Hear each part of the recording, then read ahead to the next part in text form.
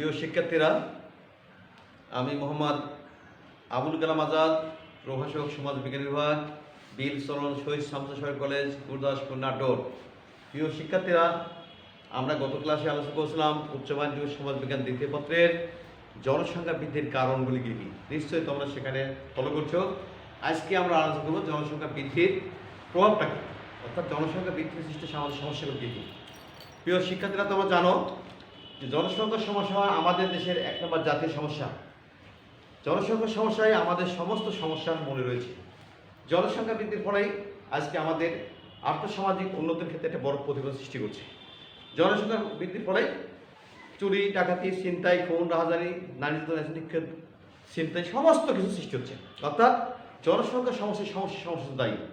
তাই জনসংখ্যার সমস্যার জন্য জনসংখ্যার সমস্যার ফলে আমাদের সমাজ জীবনের একটা বিশেষ প্রভাব ফেলছে। জনসংখ্যা বৃদ্ধির ফলে সমাজ জীবনে কী কী বিষয় প্রভাব পড়ে আমরা সেইগুলি পর্যায়ক্রমে আলোচনা করছি। প্রথমে আমরা দেখছি হলো জনসংখ্যা বৃদ্ধির প্রভাব অথবা সমাজ জীবনে সামাজিক সমস্যা সৃষ্ট সমস্যাগুলি।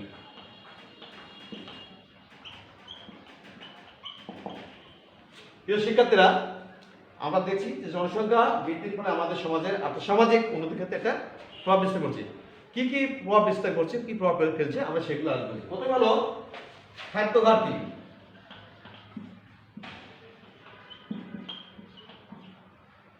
প্রিয় শিক্ষার্থীরা, তোমরা জানো যে জনসংখ্যা বৃদ্ধির ফলে আমাদের সমাজে খাদ্য ঘাটতি হয়ে গেছে। প্রতি বছর আমাদের 15 থেকে 20 লক্ষ মেট্রিক টন খাদ্য শস্য বিদেশে আমদানি করতে হয়। আমাদের দেশে যে উৎপাদন হয় সেই উৎপাদন দিয়ে আমাদের জনসংখ্যার খাদ্য চাহিদা মেটে না। ফলে বিপুল পরিমাণে একটা বৈদেশিক অর্থ ব্যয় করে এই খাদ্যগুলি কিনতে হচ্ছে। যে অর্থ দিয়ে আমাদের আর্থসামাজিক উন্নতির ক্ষেত্রে অন্যান্য ক্ষেত্রে এগুলি ব্যয় করে দিত, কিন্তু দেখা যাচ্ছে যে খাদ্য কিনতে আমাদের দেশে বিপুল পরিমাণে অর্থ ব্যয় করা হচ্ছে। দুই হলো আবাসিক সমস্যা।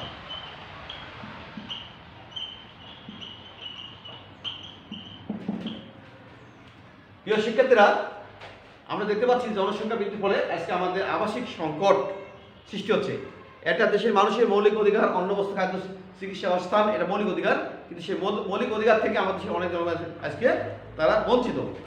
অর্থাৎ যে পরিমাণে আবাসিকতা দরকার সে ভর নাই, তাদের স্বার্থ নাই, সামর্থ্য নাই নিজ প্রচেষ্টায় গৃহ নির্মাণ করা।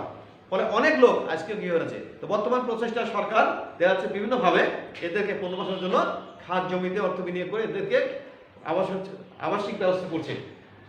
জনগণের একটা বিশাল অংশ আজকে আবাসিক থেকে দূরে, এবং আমরা দেখতে পাচ্ছি যে আবাসিক সংকটের কারণেই ঢাকা শহরে যেখানে জনবহুল এলাকা বলা হয় সেখানে বস্তি সমাজ সৃষ্টি হচ্ছে।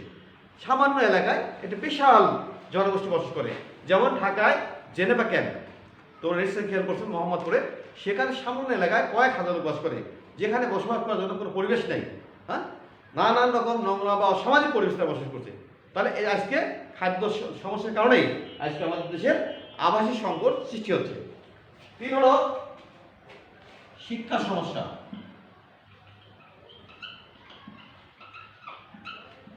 এটাও আমাদের জনসংখ্যা বৃদ্ধির ফলে সৃষ্টি হচ্ছে সামাজিক সমস্যা। প্রিয় শিক্ষার্থীরা, আমরা দেখতে পাচ্ছি যে বাংলাদেশের একটা মানুষের মৌলিক অধিকার অন্ন, বস্ত্র, খাদ্য, শিক্ষা। এই শিক্ষার মৌলিক অধিকার থেকে আমরা বঞ্চিত। আজকে দেখা যাচ্ছে যে জনসংখ্যা যে হারে বৃদ্ধি পাচ্ছে সেইভাবে শিক্ষার প্রসারটা ঘটে নেই। যেমন অ্যাজ ফর এক্সাম্পল, আমাদের দেশের যারা উচ্চ মাধ্যমিক পাশ করে মেডিকেল বা ইঞ্জিনিয়ার বা বিষয়ে ভর্তি হবে, তাদের চাহিদার তুলনায় আসনের সঙ্গে সীমিত। যে পরিমাণে জনগণ শিক্ষার্থীরা পাশ করার পরে তারা যে আশা, যে ধ্যান ধারণায় পড়াশোনা করে, কিন্তু ভর্তি হওয়ার ক্ষেত্রে তাদের সেই আশাটা পূর্ণ হয় না, কেননা আসন সংখ্যা সীমিত। তাহলে এই যে বিপুল জনসংখ্যার তুলনায় আমাদের শিক্ষাক্ষেত্রে একটা প্রভাব বিস্তার করছে। তিন হলো চিকিৎসা সমস্যা।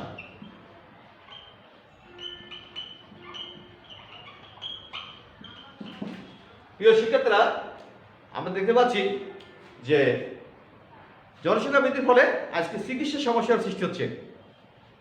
আমরা দেখতে পাচ্ছি যে একটা দেশের প্রতি 2500 লোকের জন্য একজন করে ডাক্তার থাকা দরকার। সেখানে দেখতে পাচ্ছি আমরা 25,000 বা 40,000 লোকের জন্য একজন ডাক্তার। অ্যাজ ফর এক্সাম্পল, একটা হাসপাতালে একটা এলাকার লোক সংখ্যা থাকে প্রায় 70 থেকে 80 লক্ষ। সেখানে ডাক্তার নিয়োগ পায় হলো 3 থেকে 4 জন বা 5 জন। আবার বেশিরভাগ ক্ষেত্রে গ্রামের জনগণ আজকে সুচিকিৎসাকে বঞ্চিত। সে গ্রামের হাতুড় ডাক্তার, কবিরাজ নানান রকম ভুল চিকিৎসা থেকে অনেকের জীবন মৃত্যুর দিকে ঝুঁকে পড়ছে। তাহলে আজকের যে আমার মৌলিক অধিকার ছিল চিকিৎসা, সেই চিকিৎসা অধিকার থেকে বঞ্চিত। অর্থাৎ যেভাবে জনসংখ্যা বৃদ্ধি করছে সেইভাবে আমাদেরকে চিকিৎসার জন্য চিকিৎসা প্রোটোকলে নেই। একটা এলাকা যে পরিমাণে একজন প্রশিক্ষণপ্রাপ্ত ডাক্তার দরকার, সেই ডাক্তার নাই। তাহলে এটা দেখতে পাচ্ছি যে আসলে জনসংখ্যা বৃদ্ধির ফলে আমাদের দেশের চিকিৎসা ক্ষেত্রে একটা প্রভাব বিস্তার করছে। পাঁচটা হলো পরিবহন সমস্যা।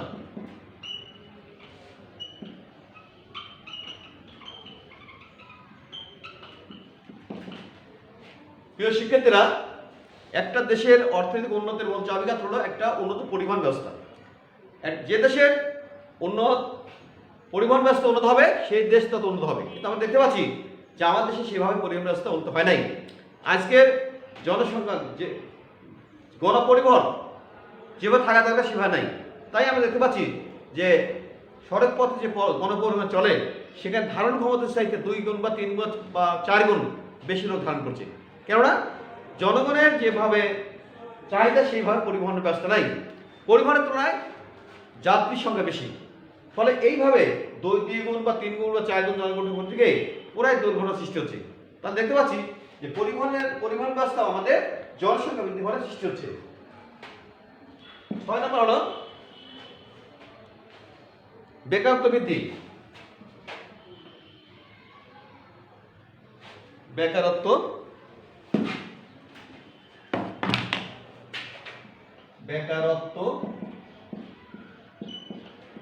বৃদ্ধি।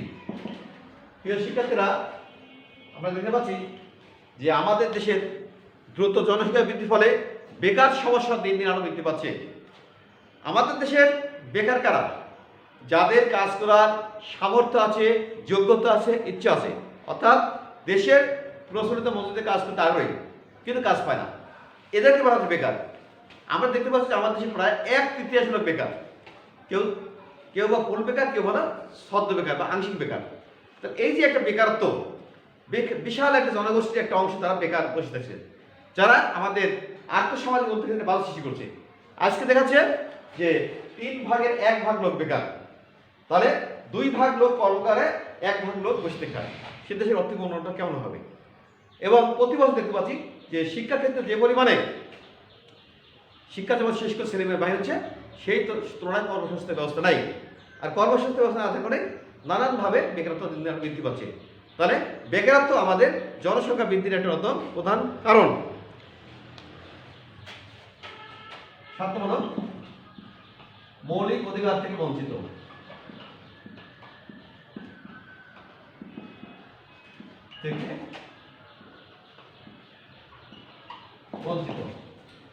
এটা আমাদের জনসংখ্যা বৃদ্ধির একটা অন্যতম কারণ।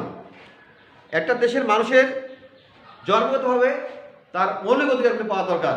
অন্ন, বস্তু, বাসন, শিক্ষা, চিকিৎসা, এটা তার মৌলিক অধিকার। কিন্তু আমরা দেখতে পাচ্ছি যে আসলে আমাদের দেশের সেইভাবে জনগণের মৌলিক অধিকারগুলি পায়। আজকে জনগণ তাদের অনেকেই মৌলিক অধিকার থেকে বঞ্চিত। তাদের জীবন ধারণের জন্য ন্যূনতম যে চাহিদা, এই চাহিদা পূরণ ব্যর্থ হচ্ছে, মৌলিক চাহিদা থেকে বঞ্চিত হচ্ছে। ফলে তারা অযত্নে, অবহেলায় অনেকে জীবন নির্বাহ করছে। তাহলে আমার দেশের যে মৌলিক অধিকার আমার জন্মগতভাবে এই অধিকার থেকে বঞ্চিত, তার কারণ হলো জনসংখ্যা দ্রুত বৃদ্ধি। জনসংখ্যা দ্রুত বৃদ্ধি হওয়ার কারণেই আজকে জনগণ তাদের মৌলিক অধিকার থেকে বঞ্চিত হচ্ছে। চিকিৎসা বা একটা দেশের জনগণের খাদ্যের জন্য প্রতি 21 কিলো খাদ্য দরকার, কিন্তু ক্যালোরি খাদ্য দরকার, সেই ক্যালোরি খাদ্য তারা পাচ্ছে না। ওরাই তারা অখাদ্য অপুষ্টির খাদ্য খাচ্ছে এবং খায় তারা অল্প বয়সে তারা মৃত্যুর দিকে ধাবিত হচ্ছে। তাহলে এই জনসংখ্যা বৃদ্ধি আমাদের মৌলিক অধিকার থেকে বঞ্চিত করছে। সামাজিক সমস্যা সৃষ্টি। সামাজিক সমস্যা সৃষ্টি। প্রিয় শিক্ষার্থীরা, আমরা দেখতে পাচ্ছি জনসংখ্যা বৃদ্ধি সকল সামাজিক সমস্যার জন্য দায়ী।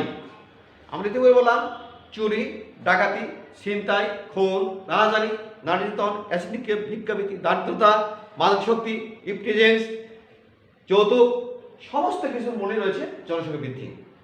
আজকে এমন কোনো সেক্টর নাই যেখানে জনসংখ্যা বৃদ্ধি প্রভাব পড়ছে না। তো এই যে জনসংখ্যা বৃদ্ধি যেভাবে সামাজিক সমস্যা সৃষ্টি হচ্ছে, এর সমাধান করা অত্যন্ত দুর্লভ ব্যাপার।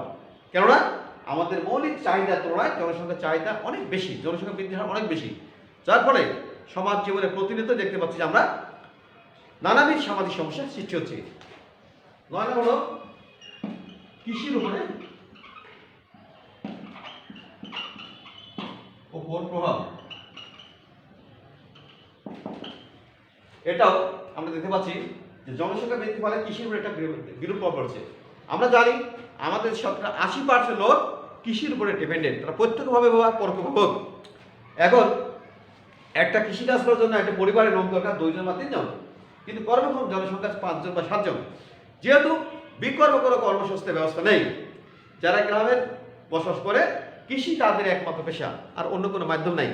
আর কৃষি একমাত্র পেশা হওয়ার কারণে যেখানে কি লোক দরকার 2 জন বা 3 জন, সেখানে 5 জন বা 7 জন কাজ করছে। তার অত্যাধিক চাপটা পড়ছে কাজ করে কৃষির উপরে। তারা 3 মাস বা 4 মাস কাজ করে 6 মাস বসে কাজ। তা সে দেশের অর্থে উন্নয়ন কী হবে? একটা পরিবারে যদি 3 মাস বা 4 মাস সদস্য কাজ করে, বাকি 6 মাস বা 7 মাস বসে খায়, সেই পরিবারটা ডেভেলপ হবে। তার কৃষি পুরো জনসংখ্যা বৃদ্ধির পরে একটা ব্যাপক প্রভাব বিস্তার করছে। এরপর শিল্পায়ন ব্যাহত।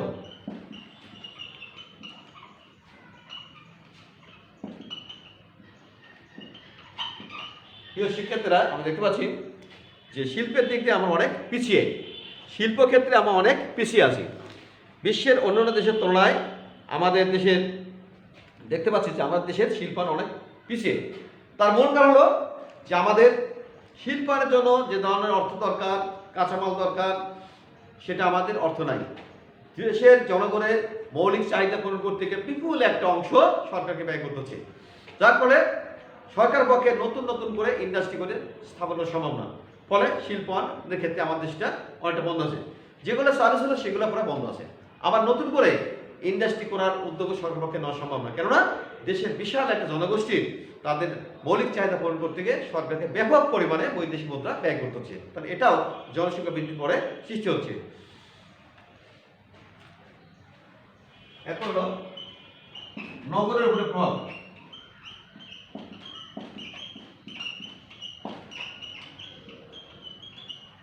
প্রিয় শিক্ষার্থীরা, আমরা দেখতে পাচ্ছি জনসংখ্যা বৃদ্ধির ফলে নগরের উপরে ব্যাপক প্রভাব পড়ছে। যেমন গ্রামে যেহেতু কোনো সংস্থান বিকল্প ব্যবস্থা নাই, তাই গ্রামের মানুষ কী হচ্ছে, নগরের দিকে ধাবিত হচ্ছে। সেখানে কর্মসংস্থান থাক বা না থাক, সবাই কর্মসংস্থানের আশায় নগরে ধাবিত হচ্ছে। ফলে নগরের উপরে একটা ব্যাপক প্রভাব পড়ছে। আজকে নগরে বস্তির সমস্যা সৃষ্টি হচ্ছে, চুরি, ছিনতাই, ডাকাতি থেকে শুরু করে নানান ধরনের কর্মের সৃষ্টি হচ্ছে। তার এই যে ব্যাপক জনগোষ্ঠী যাদের কর্মসংস্থান নাই, তারা কী করছে, তারা কর্মসংস্থানের আশায় গ্রাম থেকে শহরে ধাবিত হচ্ছে। ফলে নগর উপরে একটা প্রভাব বিস্তার করছে। এরপর হলো শিশু শ্রম বৃদ্ধি। শিশু শ্রম বৃদ্ধি এটাও জনসংখ্যা বৃদ্ধির ফলে একটা প্রভাব সৃষ্টি করছে, যে শিশুদের শিশু শ্রম বৃদ্ধি করা। ILO বা ইন্টারন্যাশনাল লেবার অর্গানাইজেশন অনুসারে একটা দেশের ছেলে মেয়েদের কর্মসংস্থানের বয়স নির্ধারণ করা হয়েছে। সেখানে দেখা যাচ্ছে যে আমার দেশের 15 বছরের নিচে কোনো ছেলে মেয়ে কর্মসংস্থান করা ঠিক না। কিন্তু আমরা দেখতে পাচ্ছি যে আমাদের দেশের জনসংখ্যার বিশাল একটা অংশ যারা হলো শিশু, যারা এখনো কর্মসংস্থানের উপযোগী হয় নাই, কিন্তু জীবন ধারণের তাগিদ তারা কী করছে, নানানভাবে বিভিন্ন কাজে যুক্ত হচ্ছে।